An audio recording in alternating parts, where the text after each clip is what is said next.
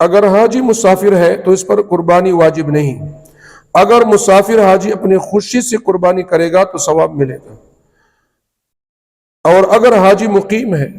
اور اس کے پاس حج کے اخراجات کے علاوہ نصاب کے برابر زائد رقم موجود ہے تو اس پر قربانی کرنا لازم ہوگا۔ حج قران اور حج تمتع کرنے کی صورت میں دم شکر کے طور پر ایک حصہ قربانی کرنا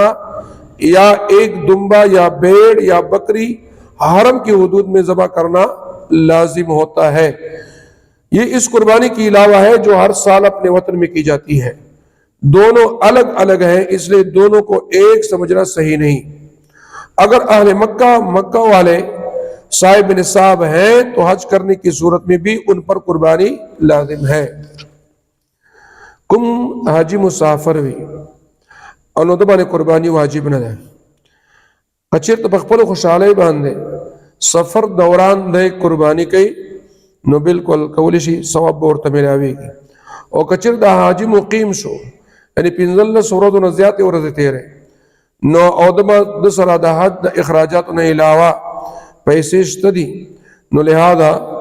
دا نصاب برابر پیسے و سر اشتدی نو دا بانے قربانی کول سری لازم دی۔ اور کچر تا یو حاجی قارن دے یا حج تمتع کئی نو دا دی دوارو حجنو قسمونو پا وجہ باندے با دغس حاجی باندے قارن او متمتع حاجی باندے با قربانی یعنی دم شکر لازم او واجب بھی، او دا قربانی دا دم شکر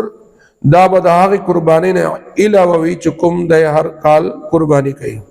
یعنی دا یو گڑن دا صحیح نہیں بلکہ دا بیل تھی، دم شکر و بیل ور کئی او قربانی با مالداری دا وجہ بیل کئی۔